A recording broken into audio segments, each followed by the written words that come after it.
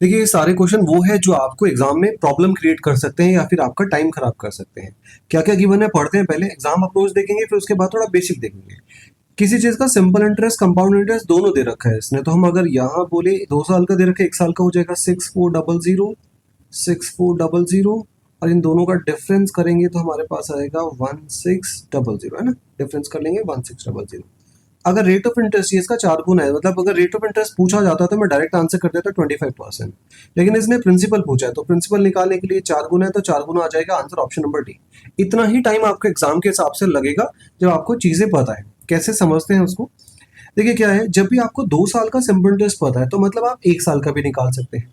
1 साल का मतलब हाफ कर देंगे, तो पहले साल का जो सिंपल इंटरेस्ट है वो ये हो गया, दूसरे साल का सिंपल इंटरेस्ट इधर हो गया। ऐसे तो लिखते हैं इसको, पहले साल का सिंपल इंटरेस्ट फिर दूसरे साल का सिंपल इंटरेस्ट, दोनों सेम ही होते हैं।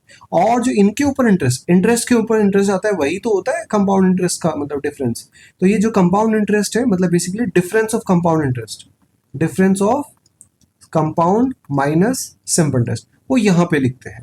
तो हमने इसको लिखा भाई कितना हमारे पास है, पहले साल का मतलब दोनों साल का इतना है तो 1 साल का कितना होगा 6400, फिर दूसरे साल का भी सेम रहा होगा। अब जो भी एक्स्ट्रा पैसा आया इंटरेस्ट के ऊपर इंटरेस्ट कितना लगा, मतलब इनका डिफरेंस देख लिया, इनका डिफरेंस है 1600। अब अगर हमें पूछा जाए भाई रेट ऑफ इंटरेस्ट, तो हम ये निकाल देंगे ये कितना परसेंट है, तो हम बोलेंगे भैया इंटरेस्ट है हमारे पास 1600 का।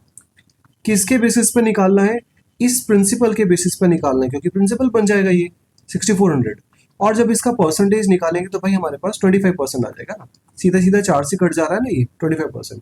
अगर हमसे रेट ऑफ इंटरेस्ट पूछा जाता तो हम ऐसा आंसर कर देते, बट रेट ऑफ इंटरेस्ट नहीं पूछा, इसने क्या कहा प्रिंसिपल पूछा है। तो या तो आप ऐसे वाली अप्रोच यूज कर लीजिए, भाई हमें ये पता होना चाहिए ये जितने भी टाइम्स होगा, जितने गुना ये वाली चीज होगी उतना ही गुना आपका प्रिंसिपल हो जाएगा। अगर ये 5 गुना होता तो 5 गुना करके इसका प्रिंसिपल निकाल देते, बट ये 4 गुना है, 16 4 तो ये भी 4 गुना हो जाएगा, आपका आंसर आ जाएगा मैंने। अगर ये सब नहीं समझ आता तो क्वेश्चन कुछ ऐसा बन जाता है, रेट ऑफ इंटरेस्ट पता चल गई आपको 25%, टाइम पता चल गया आपको 1 साल की बात कर रहे हैं, तो इन दोनों के बेस पे आप सिंपल इंटरेस्ट निकाल सकते हो। सिंपल इंटरेस्ट क्या होता है, रेट और टाइम का मल्टीप्लीकेशन।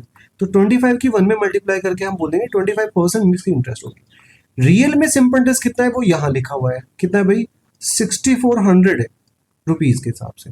25% की वैल्यू इतनी है तो 100% की वैल्यू क्या होगी, वही बात है, बस आपको समझने के लिए अलग अलग तरीके से आप उसको लिख सकते थे।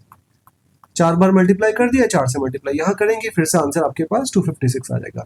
इस तरह के बहुत सारे क्वेश्चन हमने चैनल पे करा रखे हैं। अगर आपको ये वीडियो इन्फॉर्मेटिव लगी तो आप इस चैनल को सब्सक्राइब कर सकते हैं और बाकी कंटेंट के लिए आप इसमें बेल आइकन को दबा सकते हैं। Thank you very much, have a nice day.